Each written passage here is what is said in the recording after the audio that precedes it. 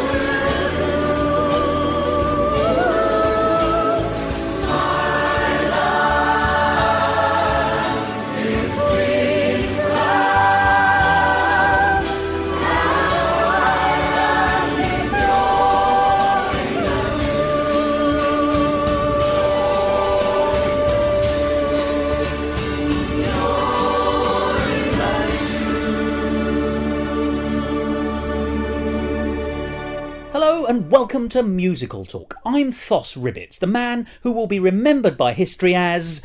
Go on, you must remember. You know, the bald, boring one. No? Well, talking about history is entirely the right thing to do for this week's episode. The strange irony of life is that we think that we're marching into the future, when in fact what we're really doing is parking ourselves into history. And today's episode is all about shows that relate to things and people from the past. As you know, the Edinburgh Fringe has gone, but Musical Talk lingers on, either like a lovely melody or like a nasty smell. I leave it to you to decide. But as over the next few weeks we continue to go through some of the interviews about some of the best shows that I saw in Edinburgh at the Fringe this year, you will recall that I have attempted in an entirely arbitrary way to link them thematically. And so today's subtitle is A View of the Past, because today we're looking at two very special, very wonderful, very excellent musicals, both musicals incidentally that I have seen twice and will be very happy to see again, which deal with events and real people from the past, but in two remarkably different ways. The first is Armada, and the second is Gilbert and Sullivan, the musical. Now, I know not everyone's a Gilbert and Sullivan fan, but hang around for that conversation, because this is a musical and not an operetta. But first to business. We're going to go in chronological order, so the honours for starting the show go to Armada.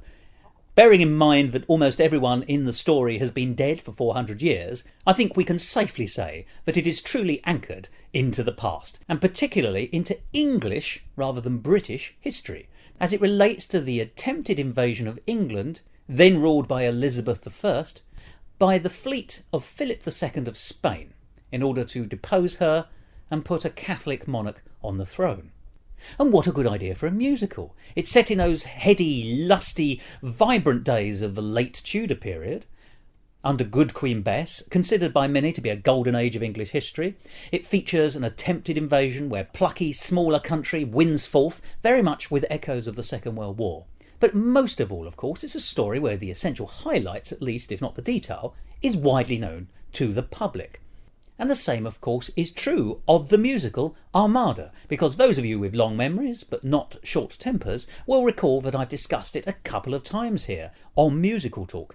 It was on last year in a slightly condensed version at the Edinburgh Fringe, and then it had been developed fully, and it's actually had a small national tour, having been put on in its final version at the New York New Musical Theatre Festival, and subsequently to that, before coming to Edinburgh again for 2013. And it bore repeated viewing, because I enjoyed it last year, and I loved it this year. I had a chance to speak in depth on the creation and development of this fantastic British musical, Armada, with Rob Winlow, the creator of that show. And he's very kindly said that we can play a few more tunes. So first we'll hear another song from this very successful, very strong score, and then you'll hear my interview with the lovely and always interesting Rob Winlow about Armada, and quite a lot else.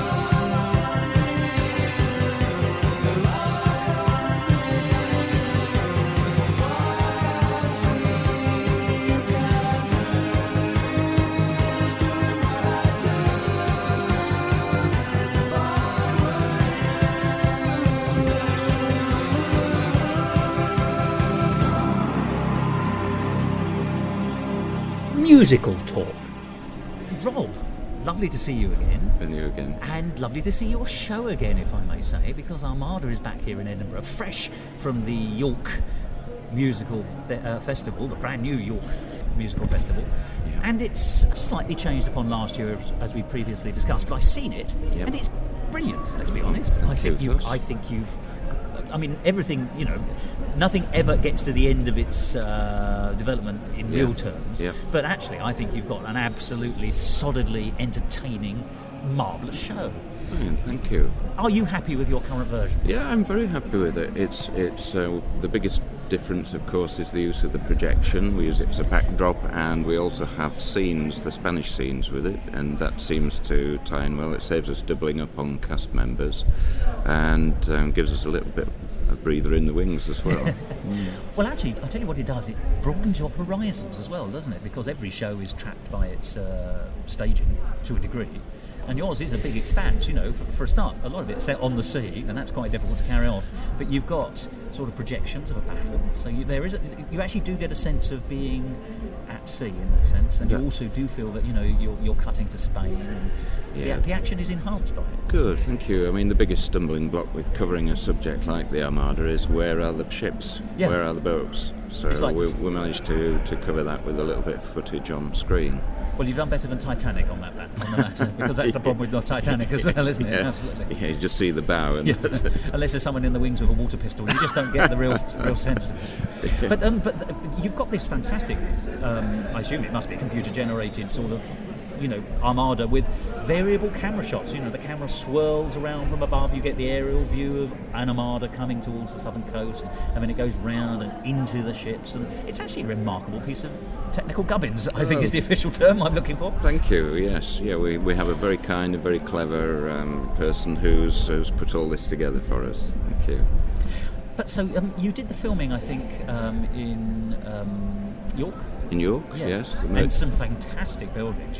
They are sort of medieval enough to make you feel you are in the court of the King of Spain. We were a little spoilt for choice, really. I mean, there's the Merchant Adventurers Hall, Merchant Tailors Hall, Merchants this, Merchants that, and it's all period. It's all panelling, isn't it? It is, yeah, it's wonderful. Yeah. Now, how did York go for you? The best thing about York was that we got the thing off the ground. The festival, I'm absolutely delighted that we had 8 shows with 12 different performances. The audiences weren't great, but the thing was, we got the thing going, and we're on the map now. That's the point. You were asking people to come to something of which they weren't aware previously. Yes. Whereas next year they have no excuse. Yeah. That's right. We've got a little track record now, and people know that we're not going to pull out at the last minute, and it's going to go ahead. And things like that do make a very sensible, and it's a great support. So people know that we were talking that someone's there to help them book the rooms, and you're reliable, and it's all going to come out fine. Yeah.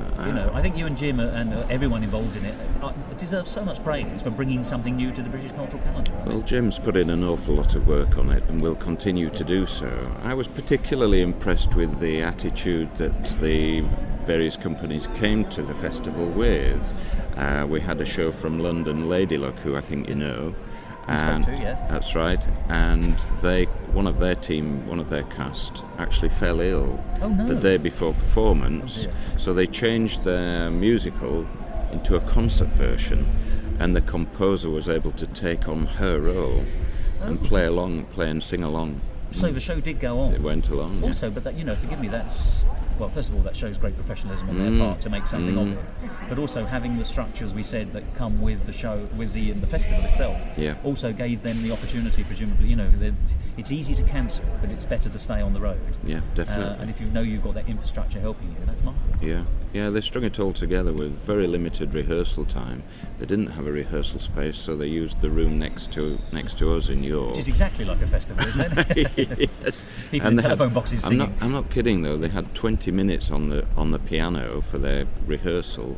That was it. The day of the show, and that was in our coffee break. Oh, you've got to admire some people's sort of drive to get their things on. But how did Armada do in York? Armada went well. It's a known commodity there, isn't it? It is. Yeah. We're quite well known in York now, and we had 2 shows there. and then we had a preview at Goole Junction as well, just before coming up here. So you have had your tour. We've had our mini tour, yes.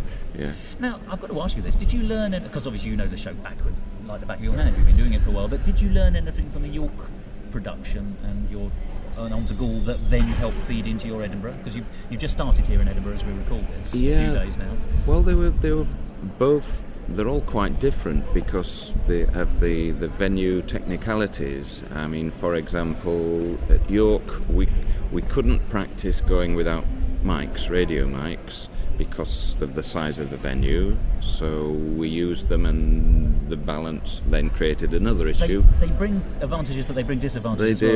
They do, yeah. And then at Goole, we ran without mics, but the backing tracks, but then the positioning of the speakers in the auditorium meant that you could hear nicely at the back and the front, but the balance was wrong in the centre. But apart from that, and the positioning of our major prop and staging the chair, yes, everything is pretty much the same. And you know the venue, of course. You're in St Augustine's, aren't you? Or Paradise in Augustine's. Paradise in Augustine's, yeah. I love the venue. It's got an upstairs auditorium and a downstairs auditorium. You're in the downstairs auditorium again, which is slightly compartmentalised, as we've discussed before. But actually, it works quite well. It gives us. It's funny enough. It's got character. It gives a sense of space. I think it does give a sense of space. It doesn't get too hot. No, it doesn't. And the acoustics are really pretty good. They are. I mean, the upstairs, the sanctuary, there's a lot of curtaining and high ceilings, so I think you lose a lot. And I do think you probably need to be mic'd up there, but we get away with it in the studio, and the tracks and the singing balance quite nicely. You also get intimacy. And that really makes a difference, I think. You do. You feel that you're on front row seats wherever you sit. Very close, yeah, very close. Yeah, there's no walk around at the back either, so if you make the wrong exit, you're trapped. Yes, there are several doors that lead to nowhere, presumably. Yes. And you, but because it's slightly compartmentalised, you've also got something I've never seen before, but actually it works rather interestingly. You've got dual projection screens, because you've got to give everyone sight lines from the audience. So you've got a screen on one side of the sort of the buttress, if you like, and a screen on the other. Yeah. And they're slightly differently lit, I noticed. One's got more of a red glow, and one's got more of a blue glow. And actually, from an audience point of view, it's quite interesting, because you're getting the same imagery, but with a slightly different mood, if that makes sense. Right. So you, almost as an audience, like a multiple choice. If I feel that we're at sea, I'll look at the blue one, and if I feel we're in the Court of Rome, I'll look at the slightly red one. That's good. Yeah. We did use the red and the blue, didn't we, last year for Dee's corner and the Spanish corner. But we've missed a trick this year, with the screens. I mean, they are rather loosely hanging. Yes. And if only we'd thought about it, we could have had them in the shape of a sail. Oh Lord, yes, you're right. So you could be projecting onto one of the nearby. Had a little bit of rigging up there, yeah. Or something for next year then. Now, let's talk about the characterisations again. I mean, you've got mostly the same cast you had last year, so everyone's very, very comfortable in their role. I'm going to start with you, though, if I may, Rob, because I said it last year and I'm going to say it again. You've got a plum of a part. Dr. D is splendid. I think I actually said this last year, but if Rex Harrison wasn't available, then you're the perfect person for it. It feels... Well, I love the songs you've got. There's such a, there's a twinkle in your eye, because we get to see the fuller version this time. But you've still got small sort of elements of pushing the plot along, which you've got real license to do. The audience have immediately bought into Dr. D. You get the fantastic song about manipulation, which I enjoyed so much last year. It's a tour de force, and as we've spoken about previously, you've sort of clarified the character is now, he's a very high politician in his own way. Yes. He's a psychologist in his own way. He knows how to read a room and play up and flatter and speak to the right people and ignore the other people who don't need to be listened to. And he knows how to make the best advantage to himself, but he doesn't actually have any magical powers. That's right. And I love that. Yeah. Forgive me, Dr. D is now perfect, and you are perfect as Dr. D. Completely bogus. Yes. But you're not it's not a hateful character. It's a lovable bogusness, if I may say. Thank Boguosity? you. I have no idea what the phrase is. Boguosity.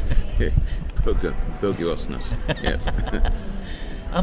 It's a dream part, isn't it, in some ways? Oh, I love playing D. Absolutely love him, yes. Yeah, I mean, you can have tremendous fun with him. The songs are not too demanding, which is perfect. You say that, but, they're full of character. Well, yes, they're just a little wordy, that's all. But yes, I love the idea of him being able to manipulate Sarah for his own gain, and it seems to hold together, hopefully quite well. Oh no, I think it does. Actually, the relationship, I think, is because she's such an ingenue almost, isn't she? She's sweet and she believes, and she is doing what she's doing for the best. You know, she defeats the Armada in her own special way, and she's prepared to put her life at risk. It's a good character. It's a good part for a woman, actually. I mean, let's face it. You've got two very good parts for women. You've got Sarah, and Queen Elizabeth I. Queen Elizabeth, who I know I banged on about before, but she, your actress who plays Elizabeth I, Jessa. She's fabulous. Yes. I mean, she looks the part. She has majesty, if I may say, which is what you need in that role. Yeah. But she also, I tell you what you get with it. You get the nobility and the majesty of the part, but you get the humanity as well, because she's nobody's fool. Yes. She knows. You get the steely side. Yeah, she can be flirted with. She's got a sense of humour. She'll make a joke, and whilst everyone will laugh sycophantically with her, she knows that. You know, she's a real person in the role of Queen as the character, and then your actress brings that out in spades. It's masterful. I'm going to go through them one by one now, pretty much, because I like them all.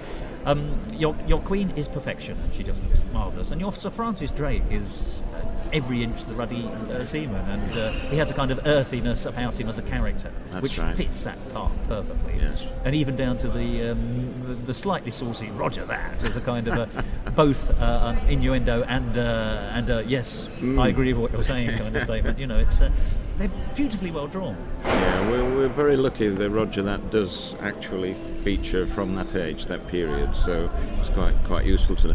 I mean, Russell, who plays Drake, has been in numerous shows. I don't think there can be many musicals current musicals that he hasn't featured in, and has terrific singing voice.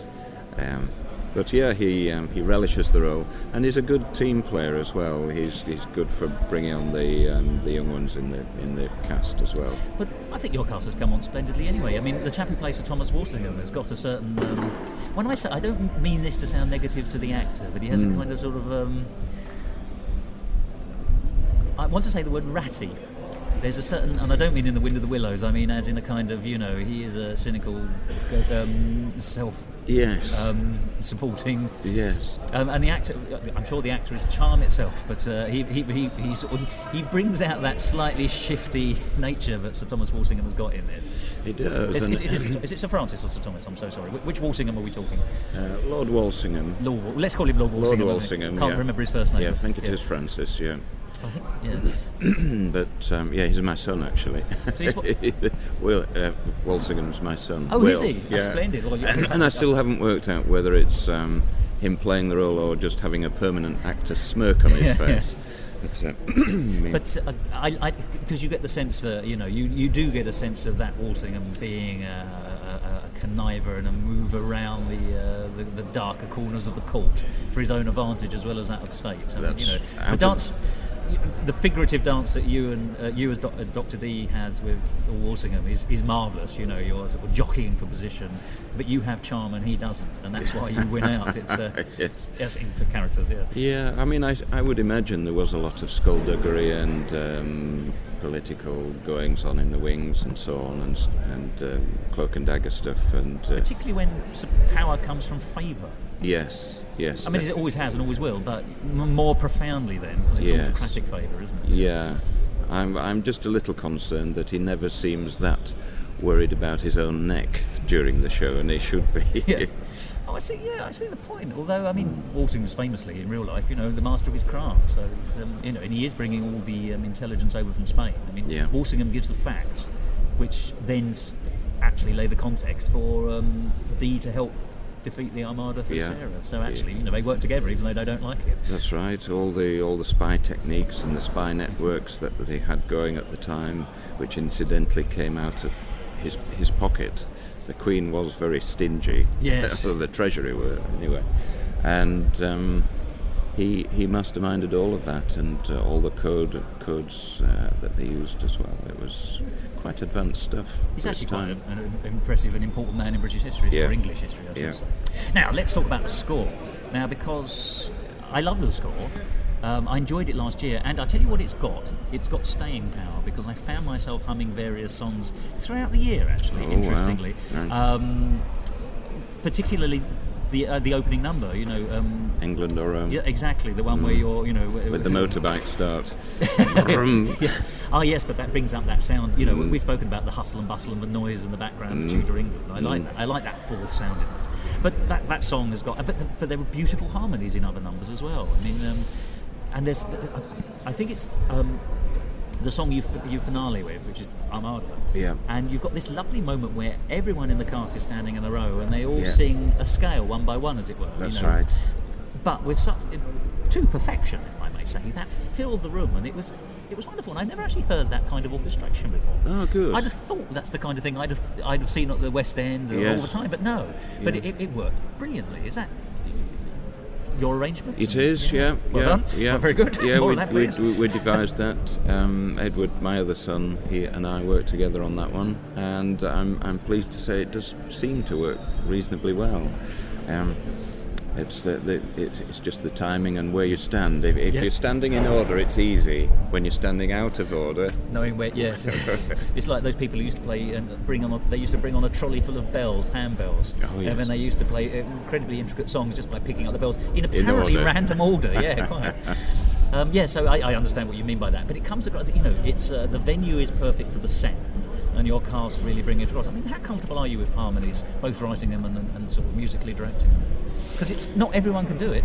No, that's true. And yours are complex and extensive. Well, they are complex, and I think the trick is to absolutely ingrain the tune in individuals' minds, what their particular part is. First of all, don't let them hear the rest of the song or all the harmonies together, just their part. So they sing it themselves rather than rely on somebody else? Yes. That's quite clever. I mean, last year, just as an example, there was the duet Far Too Soon, and Rhys was having problems with his part, so we bumped up the volume on his part on a recording, and that helped him a little. However, we used that to teach both Victoria and James the part this year, and they both ended up singing the louder part. Oh, did they? Yeah. But now Armada comes twice in the show, doesn't it? When at the point the Armada comes properly, and then as a finale, if you like. And it got an enormous roar.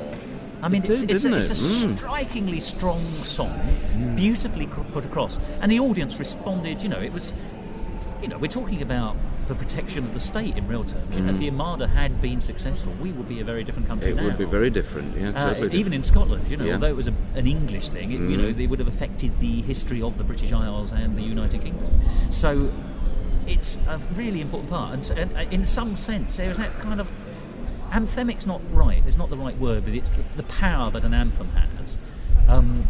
It's when I'm actually making the mime of a closed fist to show the power of it. It's a powerful song. It is rousing. Yeah. Hopefully, yeah. Well, it has been, hasn't it? It has been, yeah. And I don't think you've heard that recording, have you? No, I don't think I have. You don't have that one, no. No, we haven't a decent recording of it, actually. You must. The original show was okay. I'll tell you what is a problem this year for us. We have. I'm singing tenor. I'm actually a bass.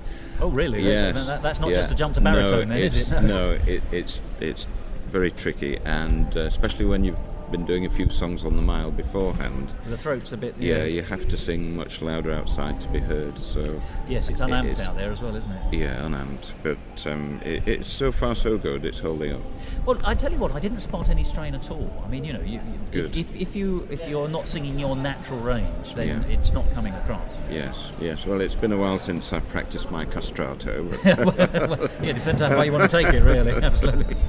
Now, let's talk about the Edinburgh experience for you, because you've just spoken about being on the mile. Now, for the people who haven't been to Edinburgh, there is it's the Royal Mile. It's the walk up from between the castle and Holyrood House is technically the route. Yeah. A section of it is closed to traffic, and that is basically leafleting city and showcasing moments, isn't it? It's there are 2 or 3 little portable stages which look all the world like Well, they are essentially sort of trays on wheels, aren't they, with tiny Yeah. little canopies. And you can sort of, they have a run. Everyone's given, well, people who want it can apply for 20 minutes to showcase That's themselves. right, yep. And then if you're not actually on that little area showcasing by singing and things like that, people are wandering up and down in costume, handing out flyers or just being looked at. So that's so much part of the Edinburgh experience, both for a member of the public to walk down and get the feel and flavour and taste and see what they might like to see, but also for you as performers and cast and crews, because that's where you get to show off your wares. What's it like? I mean, do you worry about going on the mile, or is it an invigorating thing? No, we enjoy it. We enjoy it. We're very lucky that our costumes are very eye-catching. You're the best dressed cast in Edinburgh this year, I don't mind telling you that. Thank you. Without doubt. Thank you. We do seem to attract a lot of people just through the costumes alone. If we just stand there, we will have an arc of people taking photographs. So we don't have to go to them with the flyers, they come to us. Really? You are the honeypot? We've had several people have photographs of the whole group. Now me, now me, now me. How much do we owe you? And they're quite happy to pay us. I mean, we don't take anything. They You just give take the a flyer, leaflet. though. Yes, Come and see the show and see the costumes move. Yes, yeah. So, and then when we sing a song, they tend to stick around a little bit as well. So that works well for us. Harmonies do draw people in. Now, tell me, as the man behind the show and the musical director and Dr. D, so much the important part. Is it you who makes a decision on what songs are to be sung on the mile, or are you more collegiate about that? You think that these... Well, we've tried the solos and they don't work. Is that just the volume It's thing? too quiet, yeah. You can't be heard. And we don't really want to go down the mic and amp route, really. So it's just belting out the chorus numbers, really, and which the Armada chorus is a bit hard on the voice for all of it. It is, yeah. Oh, well, so we do that once. Yeah. We do that once, but we sing the others maybe 2 or 3 times. So. Well, I stumbled across you quite by chance yesterday on the mile, and I wasn't expecting to see you there, but there you were, so I hung around and watched, and it was fabulous. And you did England or Rome, that song, and it's lovely. And I noticed you own the space as well, because you had a couple of people on the little actual stage, the one on wheels. Yes. Which I think of as a hostess trolley, essentially. But also you'd actually inhabited the area in front, so you'd taken up, the area was yours, and there was a little arc of people around. Even though the weather was turning a little bit, wasn't it? Because it was. The rain was a bit about to come. blustery and showery. And you had your Armada umbrella, which is the a joy to Armada see. Yes, Ella. It's a fantastic. It's a huge umbrella with the posters on the. That's right. It's very eye-catching. It certainly is. Yeah. We brought up a ghetto blaster, but with so much competing noise on either side, or north, south, east, and west, I had to go out and buy a really meaty piece of kit, so we will not be drowned out anymore. The Armada is going to win. And the response has been positive, hasn't it? So you've had the photographs and people listen and they take them. I like the fact they come to you for the flyers, but it seems to be quite daunting because it's a totally different performance environment to a theatre. Yes. You are, as you say, you're competing literally within a metre of your sort of little zone. There are people juggling or screaming or rolling on the floor in towels or whatever it is their act is. Yeah, we're all fighting for attention. Look at me, mummy, and it's very, very difficult indeed. And I think last year we spent a lot of time going up and just handing out flyers to people, which doesn't really work. Yeah. In a way, if they're coming to you, that's good, because at least they are, at least there's a moment of interest. And that can be the kernel of, it's the father of the act, isn't it? Yeah. The idea. So, but if you take the blunderbuss approach, it doesn't work, because you've seen the programme and how thin the section for musicals is. It is, yes. It's mostly comedy, so your audience is very well defined. So we have to be very focused on that, really. Although there are people out there, because many of my friends who are up here, who I've bumped into or I've spoken to, they are here for the drama or they're here for the musicals. Yeah. A lot of people not resent the comedy festival, which is on at the same time, but I think there is a certain dissatisfaction that the comedy festival is where the names are. It's where the press tends to go. Certainly the media focuses overly on the big name comics as though they needed it. I mean, I'm sure David Baddiel is an excellent comic, but the press doesn't need to. Big stars don't need the stars, actually, funnily enough. It is the smaller shows or the drama or the other things that it would be a pity. It's a pity they're not focused on more. Yes. But there are dedicated drama and musicals fans up here, and it's not just me, I'm pleased to say. There are many like-minded and, may I say, sensible people. So forgive me, last year you came up to Edinburgh and you were here for the earlier part of the festival. Oh, yeah. It's 3 weeks, although it sometimes divides itself into 2 halves. This time you're here for the second half. Yeah. Without going into too much detail, forgive me, how does a theatrical group, an established group with an established show, bring itself up to Edinburgh? Because it's expensive. Yeah. Mostly, I know actors all live in the same house, and Yeah. that can be good and it can be awkward. Forgive me, how are you finding your day-to-day Edinburgh experience? Our day-to-day Edinburgh experience is very positive, I have to say. It's physically occurring. Yes. And yes, people do have bags under their eyes by the end of the run, I think don't all they? shows must feel that. I mean, you seem to be walking for miles every day and grabbing food whenever you can, and as you've already pointed out, it's not always the healthiest food. You end up scoffing. I'm leaving Edinburgh tonight, actually, as we record this, purely to get a salad. Yes, I have found some salads in Sainsbury's, so they can be found. Yeah, they can be found. That's right. Team, we're all in the same block. We're all in the same flats So together. how many of you come up? There are 9 of us all together, 7 cast, 2 technicians, and we all have flats on the same floor in this student accommodation. It's absolutely brilliant. Oh, it's almost like a suite. Yes, it is. Yeah, we've taken over two flats, each with 4 rooms in them, and self-contained kitchens. Actually, that's a relatively luxurious It is, Edinburgh actually. experience. It's quite if I may nice, say. yeah. Sometimes people merely just put a plank over the top of the bedstead and make a bunk bed. I've noticed that. I've heard that, yeah. But I think, in order to be able to keep yourself well and healthy, which I think is the secret for being in Edinburgh, keeping well, looking after yourself, we need good digs, really. Yes, you do. And you also need to have a space which you can call your own. So the idea of actually having a little room within there that's your own sanctuary is such a good idea. It's funny, I've spoken to many performers and they're saying that when we were younger and we first came up here as students, we used to do our show and then go off and get drunk and feel grotty in the morning, but the shows would suffer. Yeah. And they said, but now we're professionals, because a lot of them have gone into professional acting or just still doing it 5 years later, but have a few more, a bit more maturity. They say that actually we don't put ourselves through the ringer anymore. We'll go and see other shows, but we're safely tucked up in bed by 11:30 or whatever it is. It does help. Yeah. It really does help. And although 1 or 2 of the younger ones are just finding that out this time, they've realised now that you can't stay up till 4 or 5 and still put on a great show. At one end. Absolutely.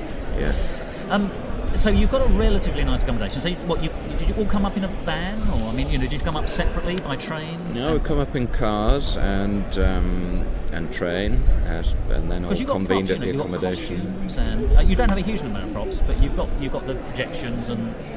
Yeah, it's just the laptops and the costumes were the biggest things, and our major staging is just the chair, really. So fortunately, so it doubles as a throne if it needs to. Yes, but it's a very versatile chair. Much travelled, yeah. So, forgive me then. Just simple things like parking. Have you found? Well, there's a wonderful website, parkatmyhouse.com. Oh, is there? Where you can park in somebody's drive or parking space for the week. Very, very reasonable prices. The public car parks are very expensive. Yes, you would expect. Yeah. So I would recommend parkatmyhouse.com to anyone coming up here. Shouldn't have said that. I'll struggle for a space next year. Well, it's interesting because I travel by train, and so for me the travelling part is relatively simple, and I don't have to worry about parking. Nor am I here in a performing capacity, so I don't have to bring up any costumes apart from what I'm going to wear on a day-to-day basis. And I don't have props, but it amazes me. There are.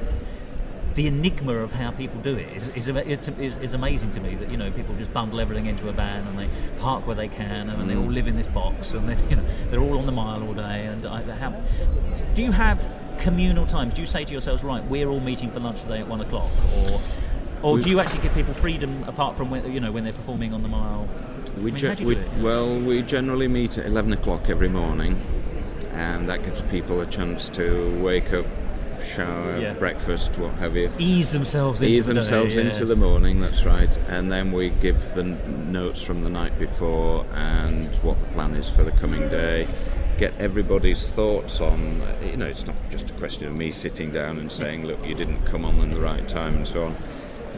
It's very much a collective meeting, and it's a forum for everybody just to chip in and say what they think. So hopefully there is a great sense of teamwork. Oh, I think that comes across on the stage, but I'm glad it's reflected elsewhere as well.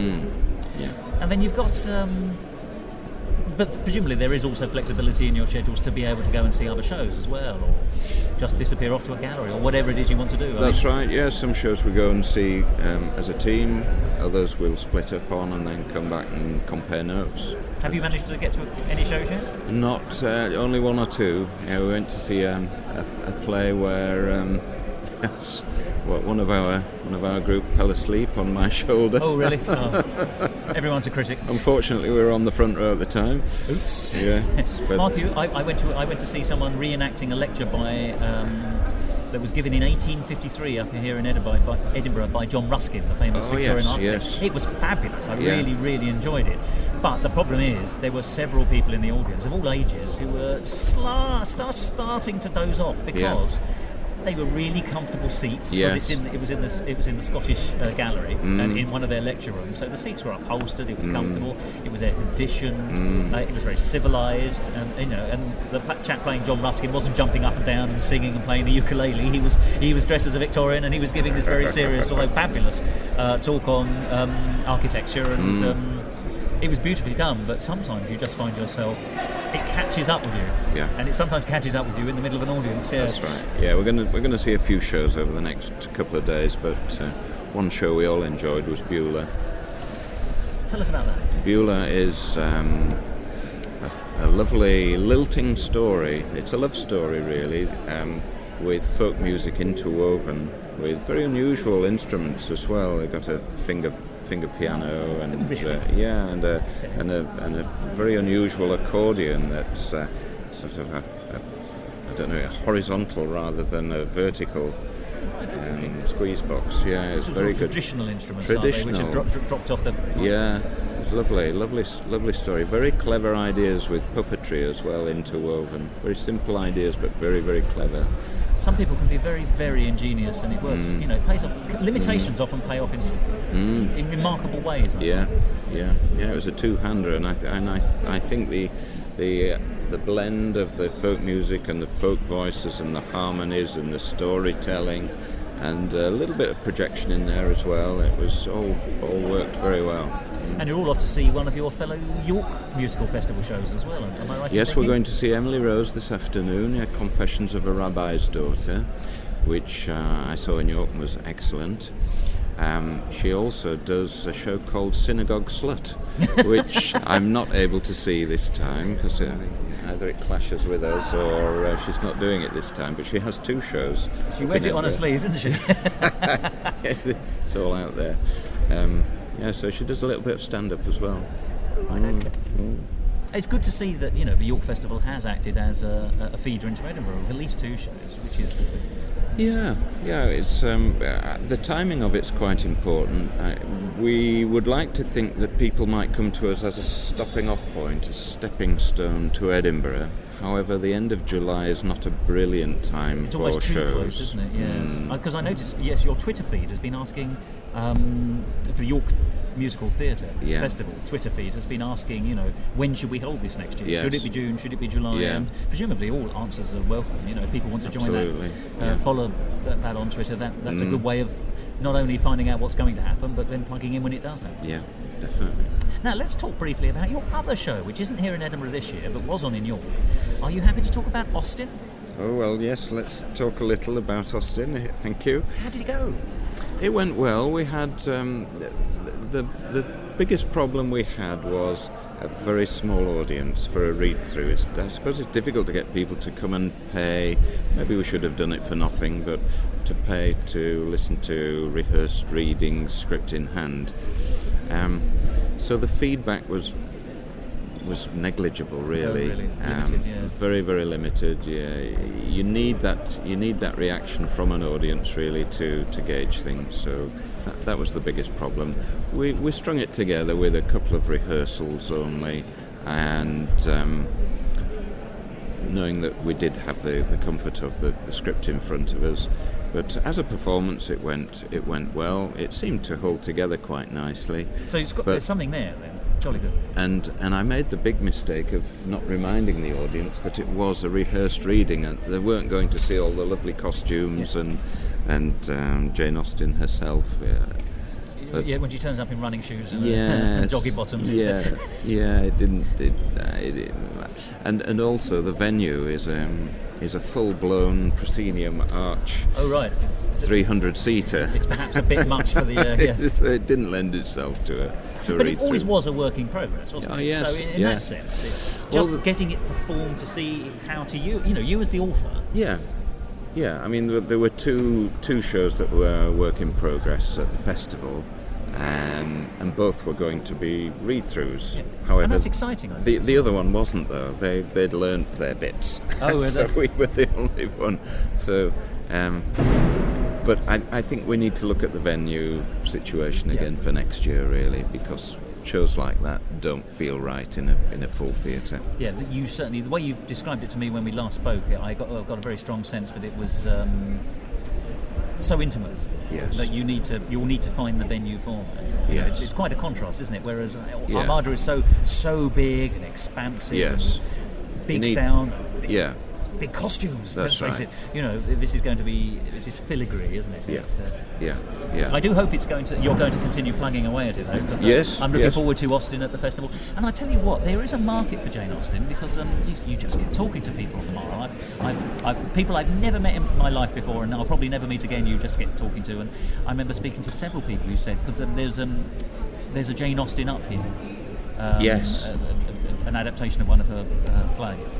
And there were lots of people saying, we're very keen to see Jane Austen, and look at those people in their, the Arcadian dresses, as the 18th century look. The one thing I'm always very wary of at the Fringe is that very often it's very edgy and new ideas, and can be quite base and plenty of swearing, good old-fashioned swearing, and we have none of that. And I'm always very wary of that. So I mean, we've jokingly been pondering on the idea of maybe doing a Ladyboys of Shit-Faced Armada version sometime. Well, I look forward to your air circus.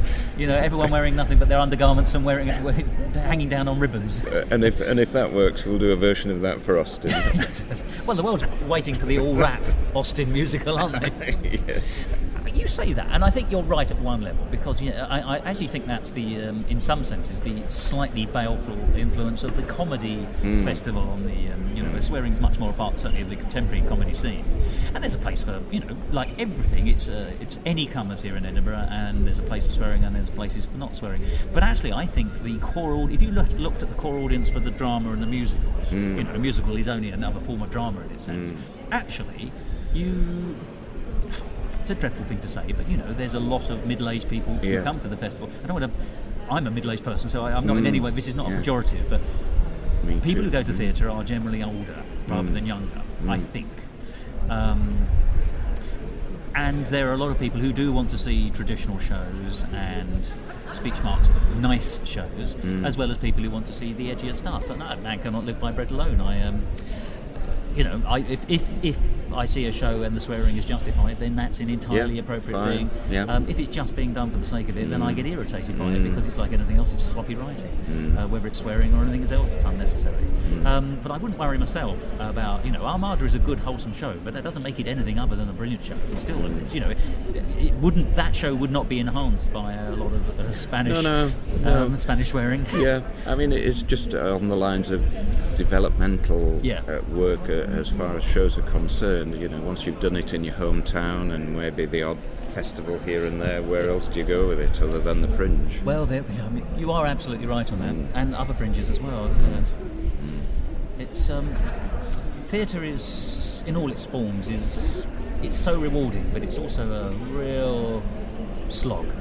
It is. Once you've started on the treadmill, you stay on the treadmill, I think. And I suppose it's all about attitude and keeping cheerful. Yeah.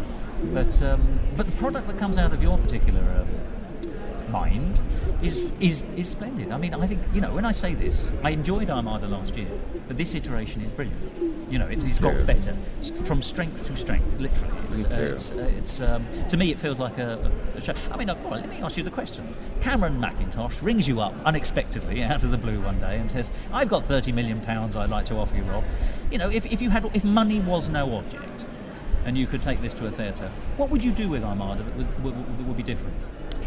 It would be lovely to have a full-size boat. Yes. I mean, I have seen holograms and 3D projections and so on, and wondered, I desperately wanted to have a hologram of a full-sized galleon right above the audience, and I think that would be wonderful. That would be fabulous, That would be wonderful, but I'm not sure it's doable at the moment. Funnily enough, you probably want to find some Gilbert and Sullivan organisation and borrow their HMS Pinafore when they're not using it. Because there is a similarity there, at least. Yes. And, you know, forgive me, if money was no object, would you add a chorus? I mean, because, you know, it's nicely toned, it's perfectly pitched for the number of characters you've got now. You've got 7 characters, essentially. 7 cast, yeah. And it works perfectly like that. Yeah. But, you know, if you had a chorus of the street, you know, a typical Tudor background group of people. I mean, presumably you do that. I mean, you know, I just wondered. I think a big chorus would work very well. Yes. It would work very well. Because you get your men at war as well, wouldn't you? You know, your fellow sailors, and then the wives left behind, and the thing is, the show is almost perfect for that. You know, if someone had a lot of money, it would be a good show. You wouldn't be just adding things for the sake of it. You could be adding really meaty. It would have meat, wouldn't it? It would. Yeah, and meat is the word. Put meat as well on the for it, I bone. think, Yeah, absolutely. You could have a second chair. Heaven forbid. Now that's just wasteful. Yeah, or a crystal ball that does actually glow even in the lights. You've got a great gag out of that, though, don't you? Because I mean, and that actually, you know, let's talk about the narrative again then, because there's this lovely gag right at the beginning where Dr. D meets Sarah, and she's got her having a tutorial. Yeah, that's right, and she's got a kind of crystal ball, for want of a better phrase, and he wants to show her how to use it. And he claims it to be faulty, yes. And of course he hands it back to her. And the moment she touches it, it lights up, and that's immediately, you know. I mean, if you hadn't got it already, that absolutely says what you need to know, that she's got it and he hasn't. And I'll tell you what, it's another thing as well, because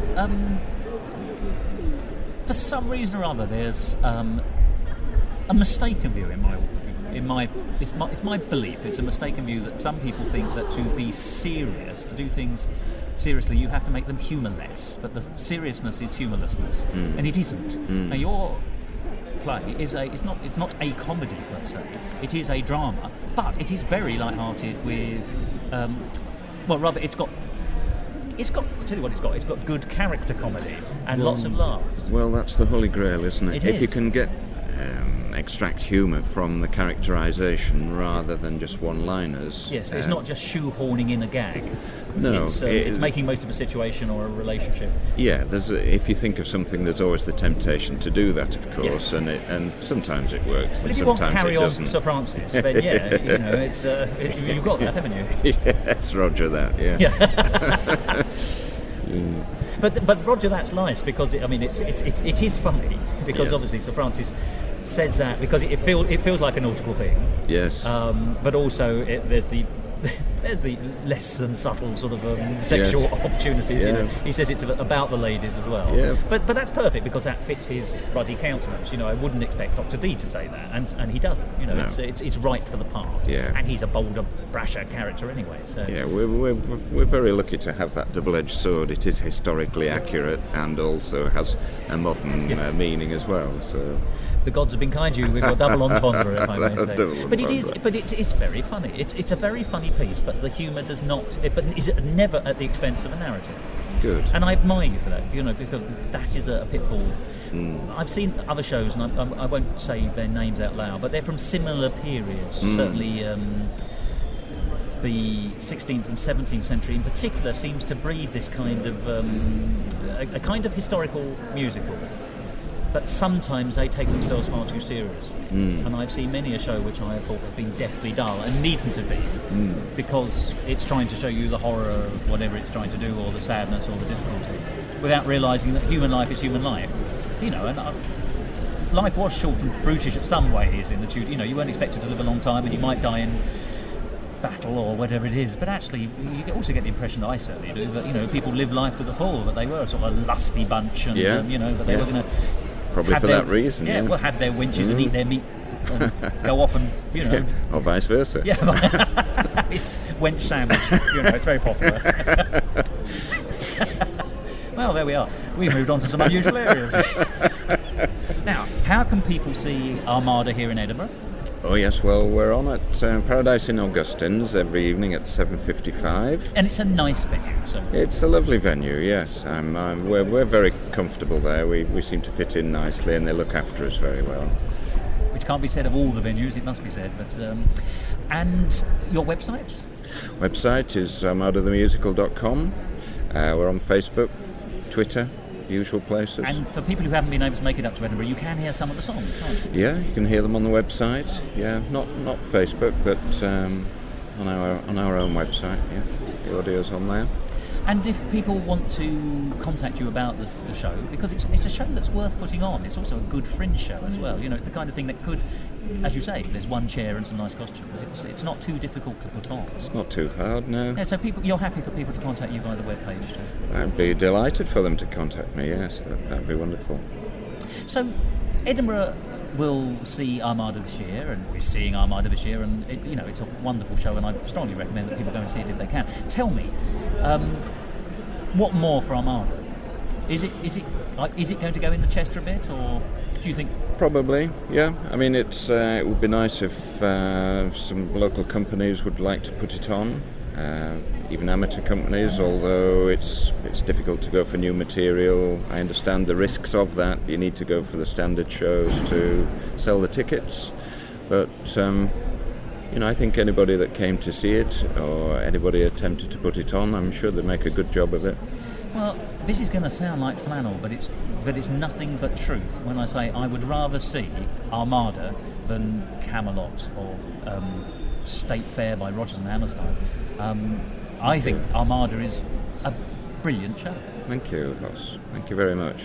Well, thank you for your support. Well, I give it where it's deserved. You know, you've done all the work. I've merely turned up and said I think this is a good piece of work, and it really is. So.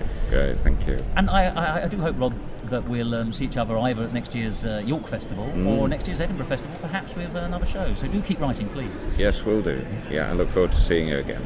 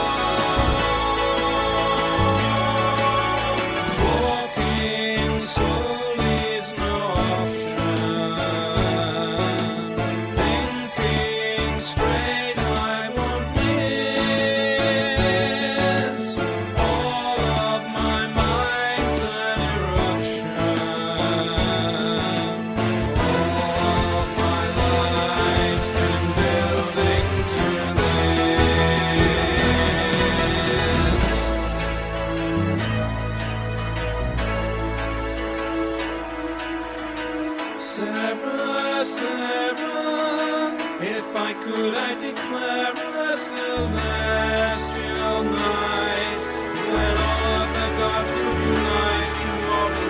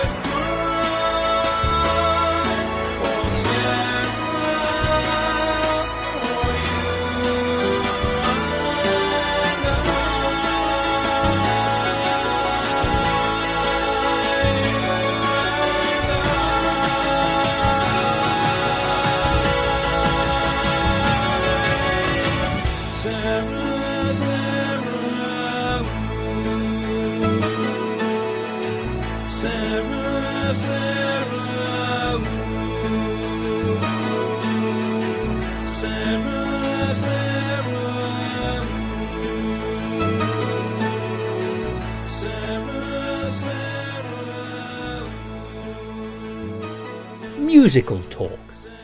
There we are, one more song from the fantastic Armada, and of course that fabulous interview with Rob Winlow himself. I don't know if Armada will set sail again. I do hope that it does. It's a show that feels to me that it really has got a life, and I think it could be very easily picked up both professionally or by any amateur group. If you want to hear more or talk to Rob about it, do contact him. It's a show that's well worth thinking about. And it must be said that of all the musical shows I saw in Edinburgh this year, there were two that had songs that lingered in my memory for weeks and weeks and weeks after the festival had finished, to the point where actually they were dancing around my head as I lay in bed or as I washed up. And one of those musicals was Armada. Some of its songs have really got their way into my head in a fabulous way. I don't begrudge it at all. And don't forget, keep an eye out for next year's York New Musical Festival, where hopefully Rob will have further work on, including possibly a new version of his Jane Austen musical, which I'm interested in hearing. And for all of you who consider yourselves to be astronomers, the last word goes, of course, to the star rating. I gave Armada 4 stars and said, full-blooded, feisty and fun. And so it was. Well, the events of the Spanish Armada took place more than 400 years ago. So let's skip forward now to the relative modernity of the Victorian age for our second show. And that's Gilbert and Sullivan, the musical. An intriguing title, you might say. And so it was to me. I was very excited, but also slightly trepidatious about what I was going to see. The word musical just says something a bit more modern than Gilbert and Sullivan to me, so I wondered what I was going to get. Not least because this year there were several variants on the Savoyard tradition actually at the Fringe. If you wanted to see a simple Gilbert and Sullivan operetta, unadulterated if you like, then you could see The Pirates of Penzance put on by Dulog, that's D-U-L-O-G, the Durham University Light Opera Group. And until that happy day when somebody stumbles across the lost score to Thespis, the missing Gilbert and Sullivan operetta, then the holy grail for fans of Gilbert and Sullivan pieces is, well, creating new Savoy operas. There have been several attempts, none of which have ever really made it successfully in the past. But there was one up in Edinburgh this year, called A Midsummer Night's Savoy. And as you can see, they'd taken several characters from Gilbert and Sullivan operetta and inserted them fairly loosely into the story of Shakespeare's A Midsummer Night's Dream. Add together the character of Puck from that story to cast a bit of magic, and import the fairies from Iolanthe into that story where fairies certainly fit, and use the original songs from various Gilbert and Sullivan operetta, occasionally slightly changed, but perhaps not enough, it must be said, and you get an attempt to create a new Savoy opera. So that's the second way, and you could have seen that in Edinburgh as well. But the third way is to take Gilbert and Sullivan and do something very different with it indeed. So do something that's true to the fun of the operettas and the fans of the operettas, but do it in a way that isn't necessarily hidebound by the original works. And that's what Gilbert and Sullivan, the musical, did. And so if you'd gone along, you would have seen a fabulous cast of 6 people, that's 3 fellas and 3 women, playing Gilbert, Sullivan and D'Oyly Carte, Mrs. D'Oyly Carte, and 2 members of the female chorus. And they were telling in very loose terms, broad brush in a slightly heightened performance way, but hugely bristling with fun and brio, the story of the stormy relationship and partnership between Gilbert and Sullivan and D'Oyly Carte, in forming a series of comic operettas which are still being put on all over the world, and long may they continue to do so. So how did they do it? Well, the music was by Sullivan himself, and indeed taken from the operetta. But all the words were new, so they weren't tinkering with Gilbert. And in a way, tinkering with Gilbert is the worst thing you can do with Gilbert. Either use Gilbert completely, or just chuck out Gilbert completely and start again.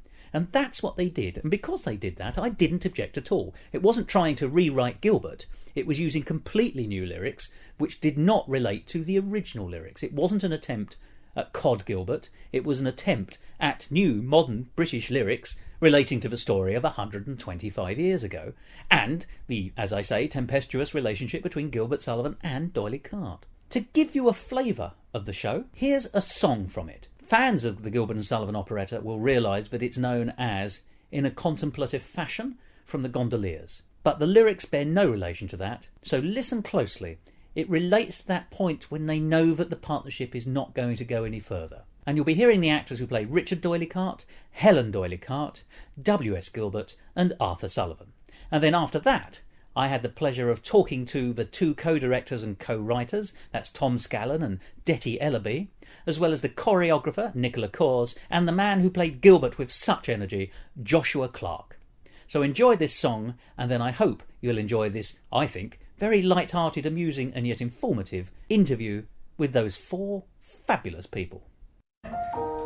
Musical talk. We can see our time is ended, as we knew one day it would. We did more than we intended, more than was for our own good. When the time should come to split us, as it will, and some say soon, we know some friendships it bitters, ours we hope will stay in tune. I should hope we're left to understand a portion of our road. Yet if we end here, I ponder what would have been the next road. I will read your sorrows in number times, see this may be through. See the edge of this cash cow as we bring back Naggy Blue. Though my head is full of plot lines, they so often disagree. So revive our former glories and count up those entrance fees. Though I don't see future work here, as I've said time and again, I'll continue in a new sphere and my grand opera I'll pen. In this new sphere, my grand opera I'll pen. But one more is still left in us, we won't part with too much haste. A little more writing, a little less fighting, for anything else would just seem like a Yet there's something quite appealing in us quitting while ahead. We can't let it end now, and we're so on trend now, and many an audience tear will be shed. Perhaps we've got to let the strangers picture in its face. But that's all I cued it. I'm sure we're not through here to keep this alive. I'm sure there are ways. If we put our heads together, there'll be something. So you make the others it was, don't you think I should push them much further apart? But that's all I cued it. I'm sure we're not through Future work here, as I've said time and again. That's all I cued it. I'm sure we're not here to keep this alive. I'm sure we're not through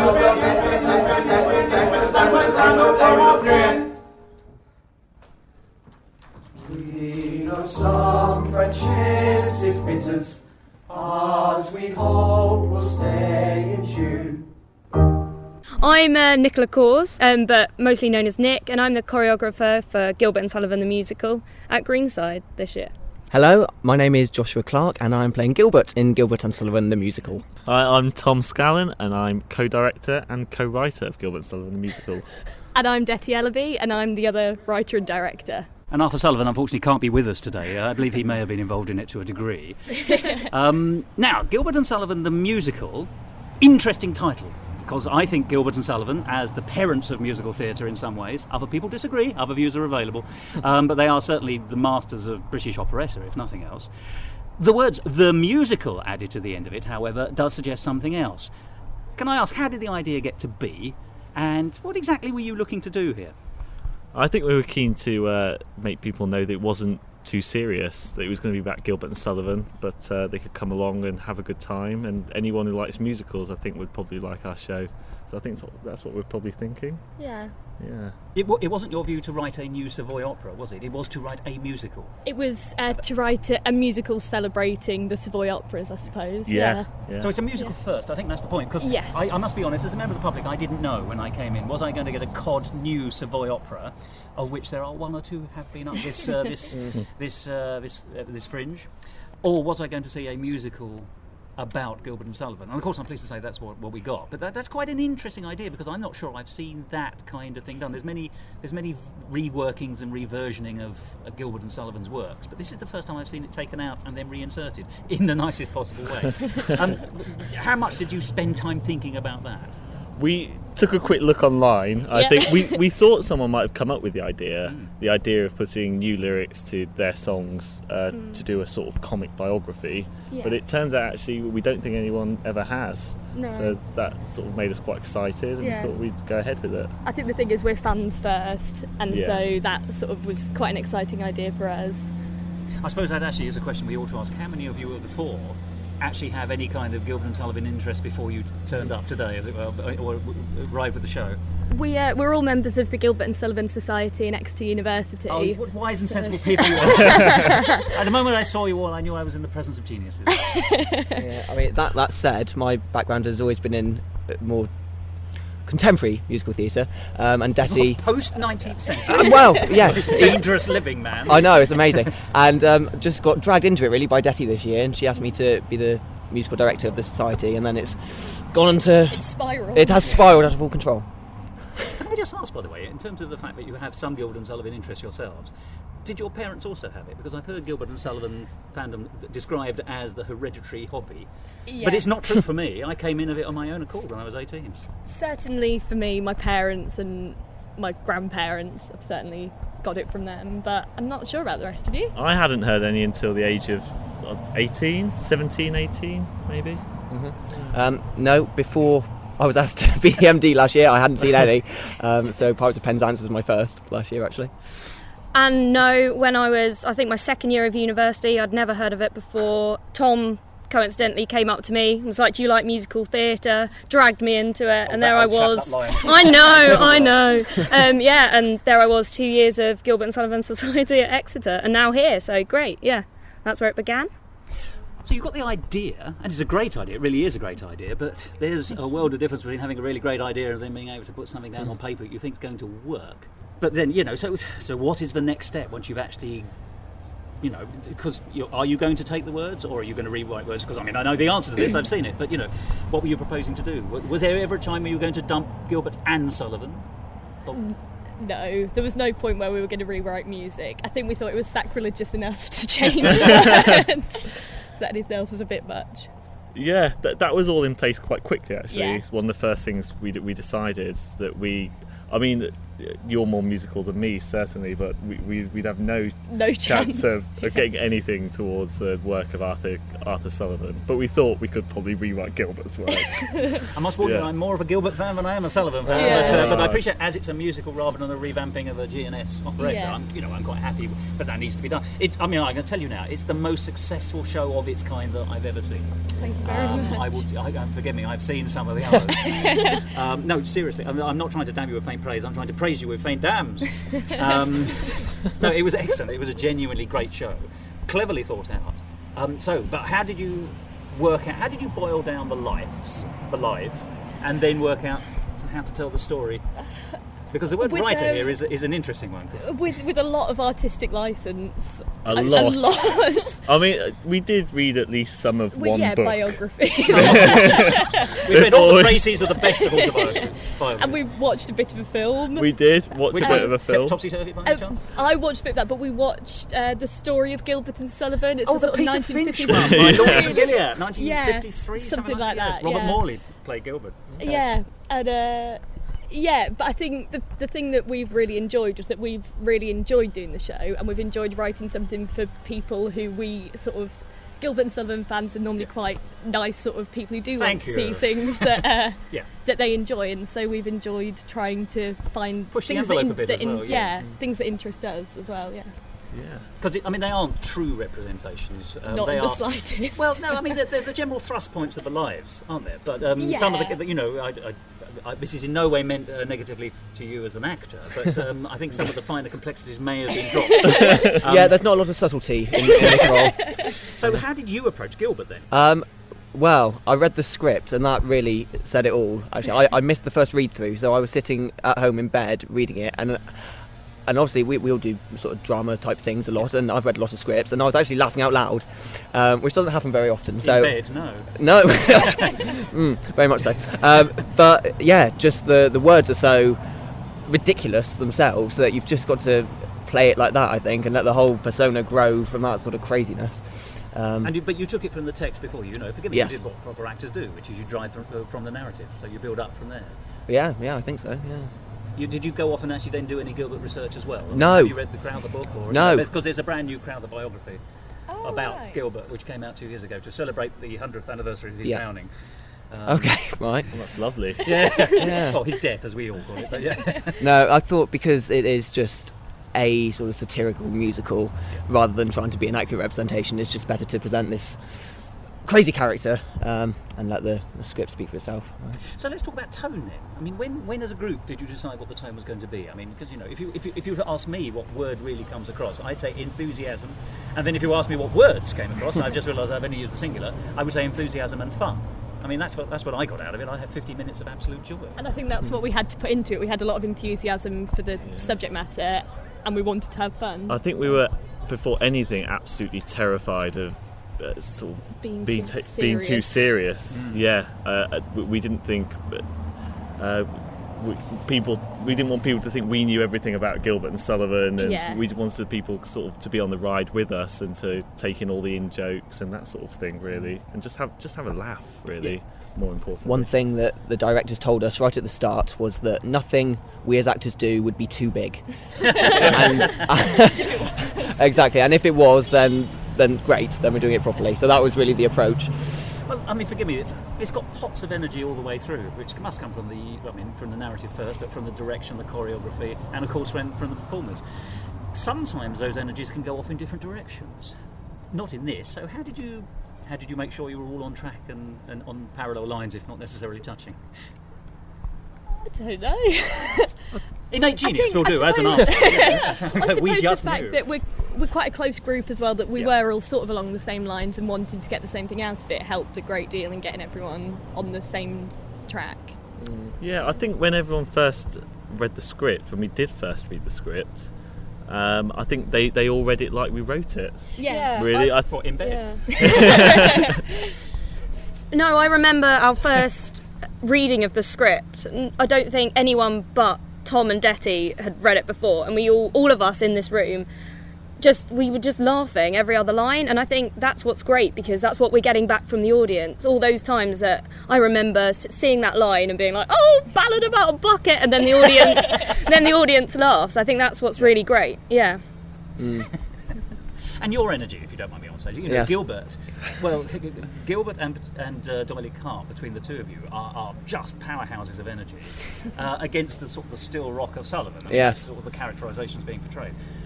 Yours is a spiky energy as well. But, Okay. forgive me, how do you draw that upon yourself? Are you naturally bouncy? Your colleagues may wish to answer before you do.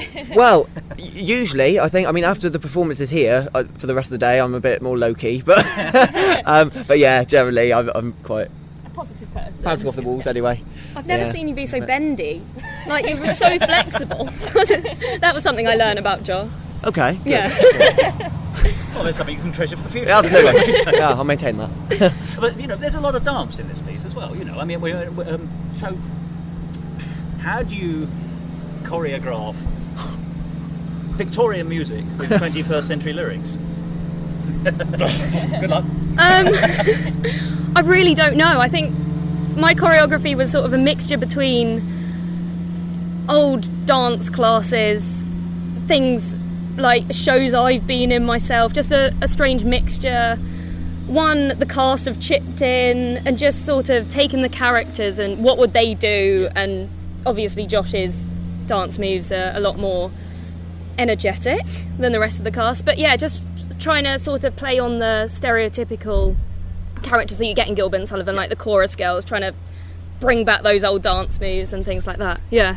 So with great difficulty, probably. But Boil that down, that's nice. but yeah, But there's also a great deal of fun, isn't there? Because in some senses you're recreating, or at least partially recreating, some of the scenes that we've seen in dance forms as well. I mean, we get the fabulous three little girls with two female members of the chorus plus Gilbert joining in because he's having a bit of fun. Now that's, first of all, it's great to see a fella doing that along with him. Thirdly, you brought out, forgive me, you Josh, bringing out your fan suddenly got a huge roar of applause. I mean, that was a great moment. And then of course you're actually sort of doing a Three Little Girls kind of routine. Yeah. Did you go back to, this is an open question, did you go back to original Doyle Cut recordings, or did you just your imagination from it, or what you saw in Topsy Turvy? And then how did you as a man feel that you were able to add to that comedically, I'm assuming?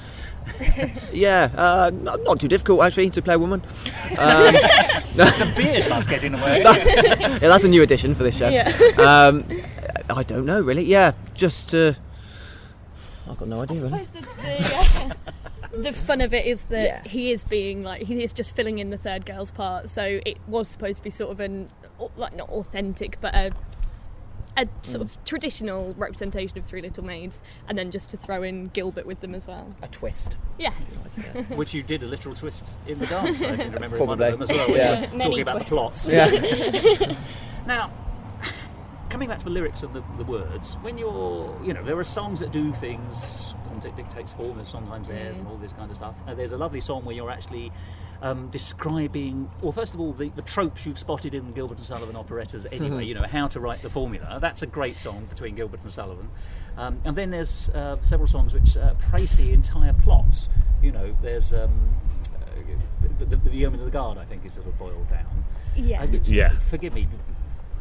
How do you do that in a way? I mean, if your knowledge of Gilbert and Sullivan is extensive but not exhaustive. Yeah. So how much did you have to put in to get the bare bones to boil it down? Had you spotted the tropes?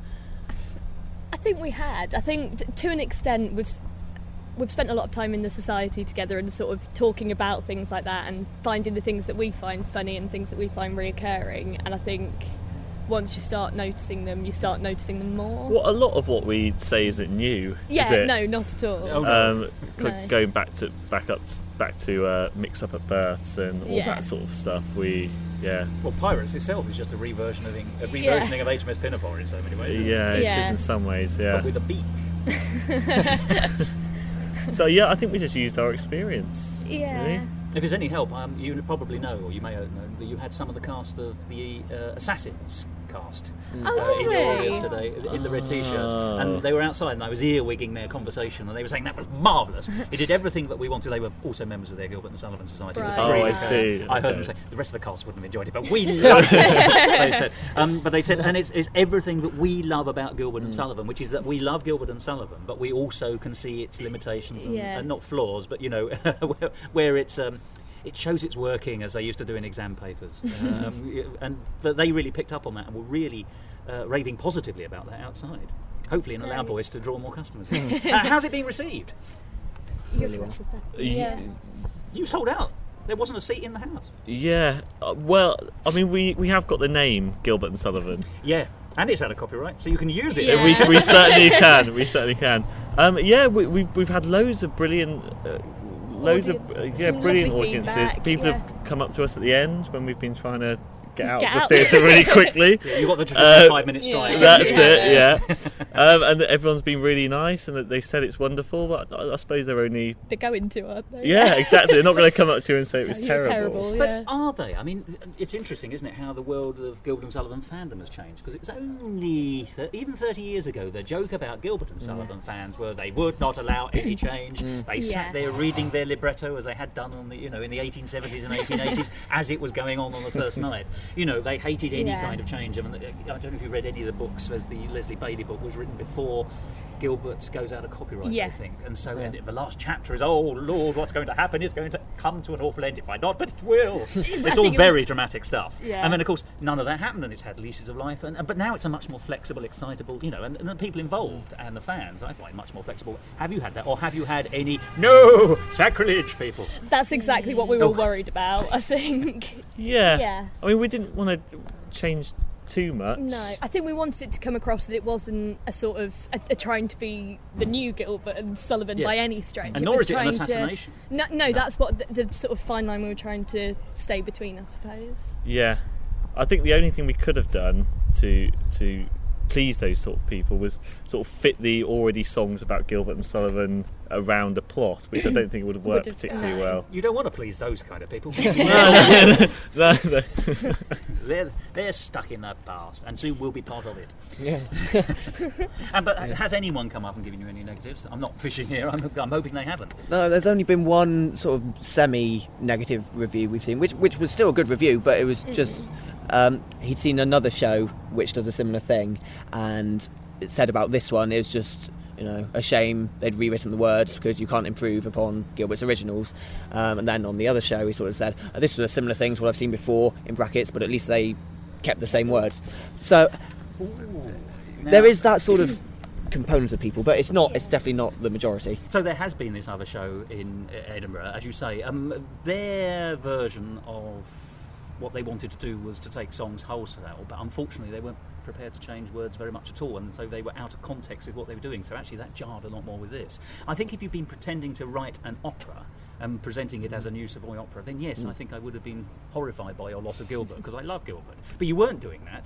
I tell you why I'm so happy with it. It's because I think of it as a new piece, which is being a biopic musical. So that is what it is first. It just happens to be using the story of Gilbert and Sullivan with the music by Sullivan. And that seems to me to work fantastically, which is why I genuinely say again, but you are the best of your type.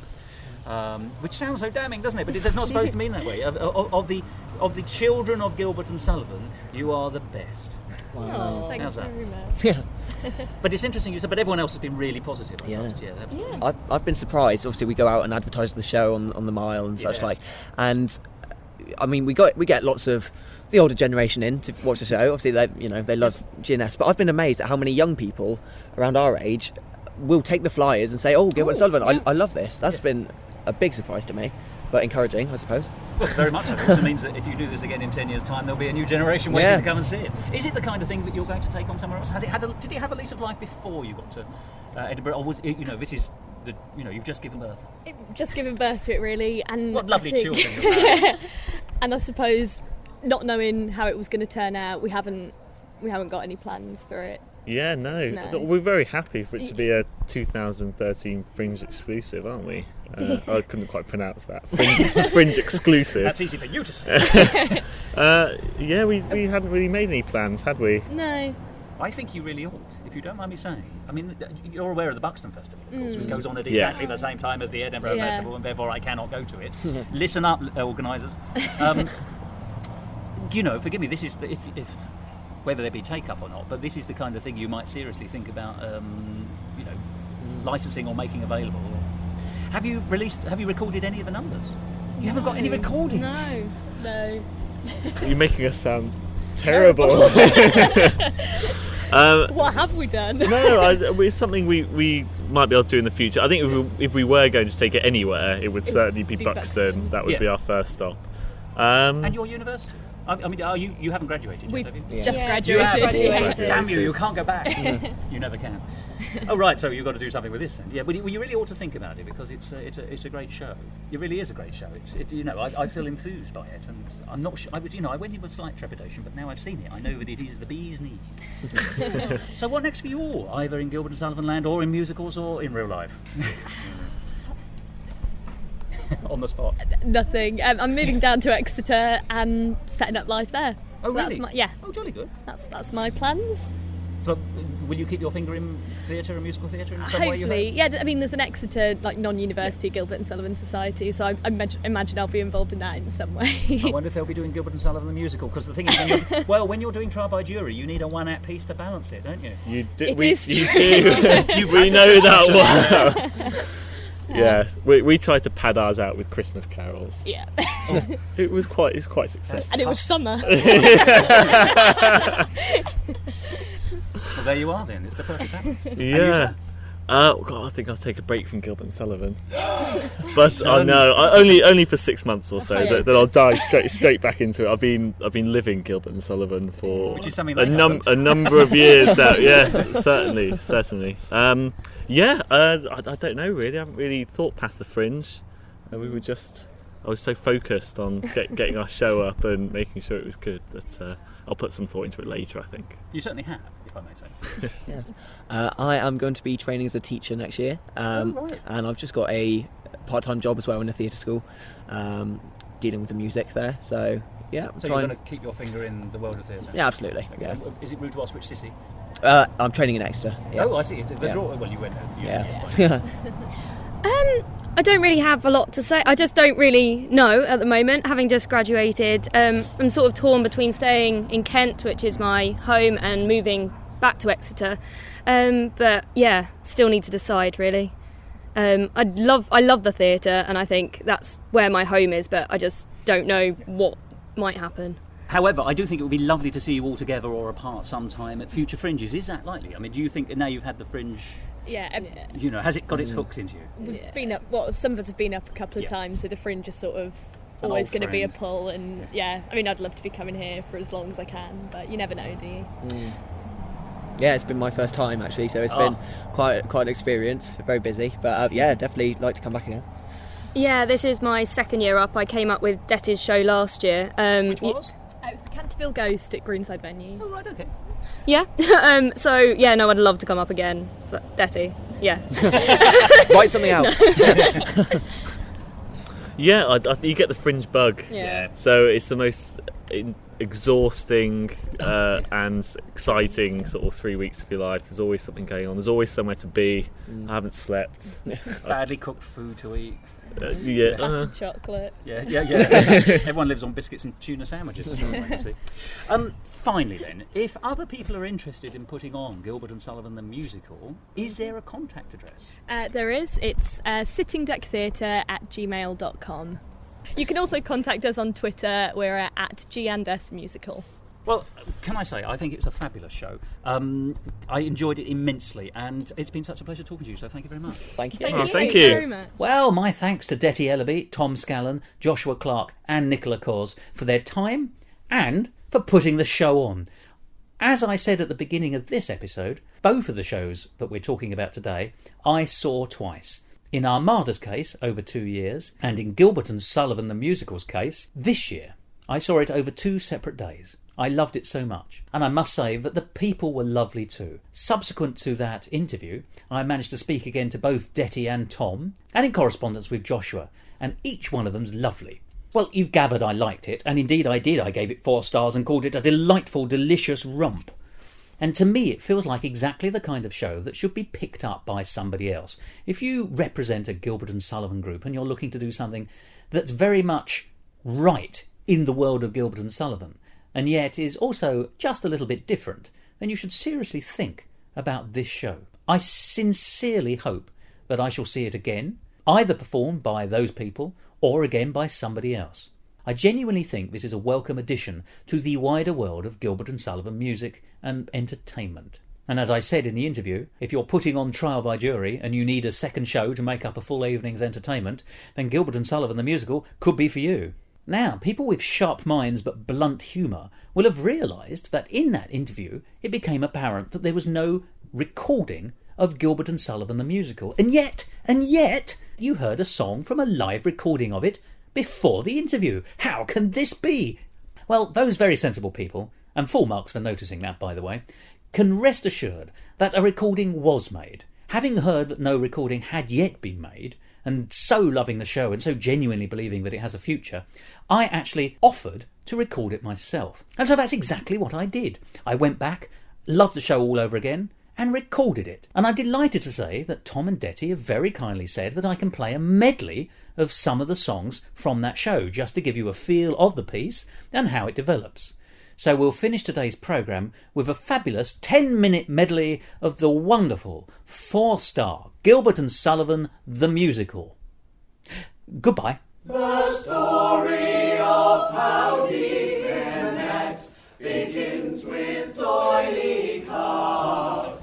He thought they should begin in a partnership with him, and so our journey starts. Helen is his wife, business partner too, and throughout their strife their empire grew. just sit for plot. So don't hope for a twist, and there's no need to mention the details we have missed. We're guessing that you're mostly fans, but if you're not, do the best you can. We've got tons of trains, so try not to call, and make sure that your mobile phones are all turned off. Are all turned off. Are all turned off. Are all turned off. A few of the things they've said of me, this unassuming writer. I'm famous for my humour and I can't resist a caper. Yes, W.S. Gilbert, that's the name you've seen in your newspaper. Yes, W.S. Gilbert, that's the name we've seen in our newspaper. At least we know. I met Gilbert once before, and I think we know the score. Had classed his childish wit. Though our show was a success due to me and my finesse, I'm more worthy than the words he writ. So more shows. Well, who knows? Yes, more shows. Well, maybe more shows. He enjoyed it more than he'd admit. Love the music, love the man, it's that composer of the Sullivan. Love the music, love the man, it's that Sullivan.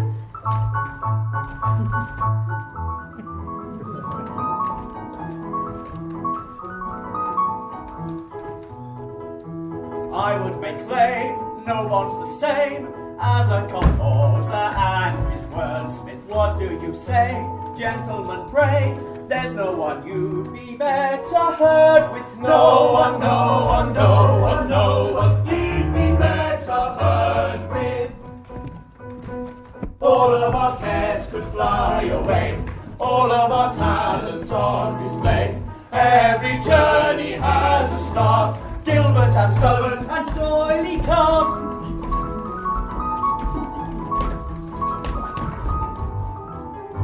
The English stage today lacks rules with which to play. With a musical backdrop, there's nothing to stop us, and sense can just give way. A stuffy baritone seated in a trench or throne. One like an elephant, story irrelevant, all not on who drone. Finally we concur, a form that we prefer. A story so lucid you'd have to be stupid to fault the formula. The alto battle axe, a face like melted wax. Hairy and corpulent doll, so it's fortunate this top girl can act. The charming maid well bred, confused but soon to wed. Though sweet and so kindly she fluffs up my lines, she'll scream and take your head. Finally we concur, a form that we prefer. A story so lucid you'd have to be stupid to fault the formula. Keeping us both on track, getting decisions made, working through each setback, mastering every trait, listening every thread, doing what time allows, ready for what's ahead, never to take a bow, never to take a bow. Who makes the ticket sell? Me, and don't they do well? Doyle is all they see, though he is shorter than me. Who makes the ticket sell? Me, and his one brain cell. Things would not be the same if I weren't in the frame. If anyone can stand here and say they deserve a better role, you've got the chance when you can dance. I've seen you try ballet. It's surely me, as you can see. Last week's matinee show is told of the fact that you can act more than get in your way. At least I'm not the chorus girl who's always bad at keeping time. And when they're tempting the high notes, they come out like a shrieking chime to insult all the people near her if she'd simply cheat and mime. You've got the chance when you can dance. I've seen you try ballet. What of the fact that you can act more than get in your way? You want to dance or not to dance or no? So be it. Let's stand aside and you will find out I will get my way. You want to dance or not to dance or no? So be it. Let's stand aside and let me have my way. No, what? No, what? Now let me have my way. No, what? No, what? I always get my way.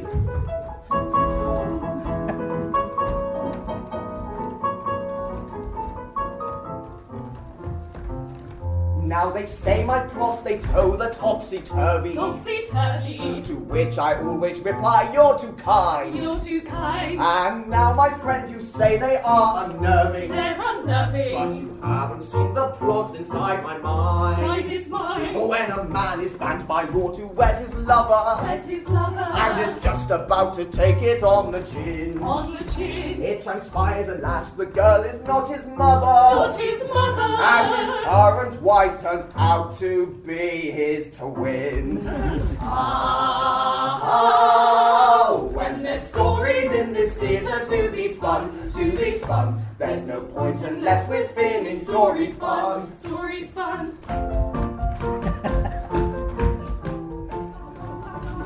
I've told you my concerns for staying on this ship or sinking, but you do not seem to understand the vein in which I'm thinking. For I know an extra adventure here would bring in crowds a-rolling, but the crowds I know it brings is not touching it all. Sorry. I want the sort of audience you'd find amongst the masses who would class my work as great for me, and there are borrow glasses. As you have made your mind up, I'm not yet allowed to scatter. I shall surely write another. My opinion doesn't matter. No, it really doesn't matter. Your opinion doesn't matter. No, it really doesn't matter. No, it clearly doesn't matter. So let's cast lots of believing in Rosanna chitter-chatter, as I'll surely write another, so it really doesn't matter. Let's cast lots of believing in Rosanna chitter-chatter, as I'll surely write another, so it really doesn't matter.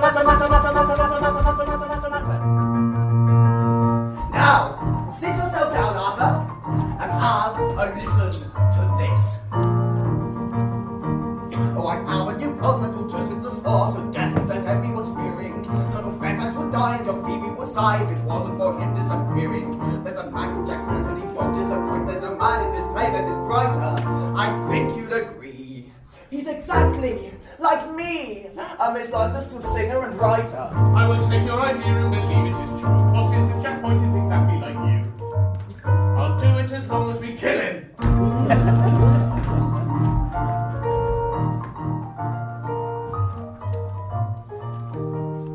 As someday it may happen that a victim must be found, I've got a little list of society offenders who might well be underground, who never would be missed.